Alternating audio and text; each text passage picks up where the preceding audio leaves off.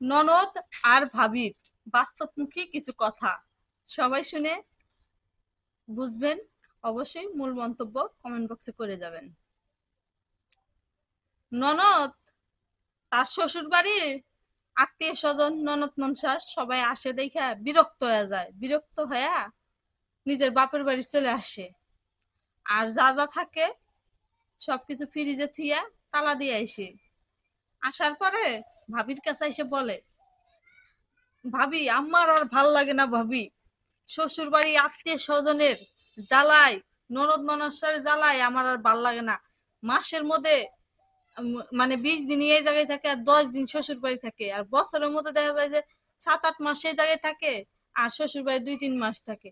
আমার আর এগুলা ভাল লাগে না ভাবি, আমি ভালো দেখেন না ভাবি। না পেরে রাগ করে সবকিছু ফ্রিজের মধ্যে থুয়ে তালা লাগাই থুয়েছি। তখন ননদের ভাবি মনে মনে ভাবে, তুমি আবার কি খুব ভালো মানুষ নাকি, তুমি তো থুয়ে আইসাও।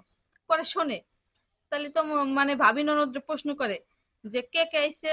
আমার ননদ আইছে, ননদের শাশুড়ি আইছে, তার জামাই আইছে, তার পোলাপান আইছে, তার মামা শ্বশুর আইছে, মামি শাশুড়ি আইছে, এলা সব আইছে দেখে আমি আইসিছিলাম।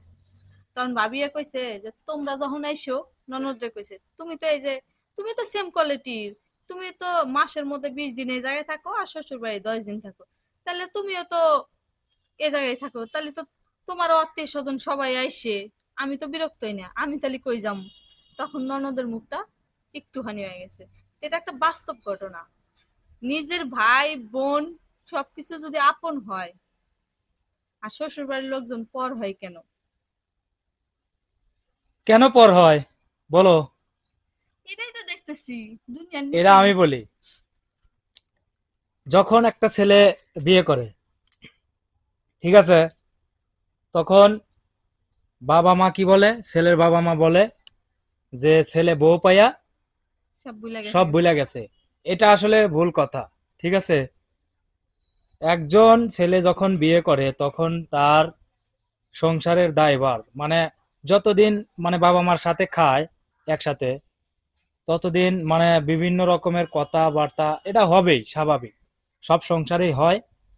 এবং যখন ছেলেকে আলাদা করে দেয়, তখন যখন দেখে যে ছেলে ঠিকঠাক মতো কাজ করে সংসারে, বাজারঘাট সুন্দরভাবে করে, বা শ্বশুরবাড়ি থেকে দুই একজন আত্মীয় স্বজন আসলে এইগুলা নিয়ে আহ, সমালোচনা হয়।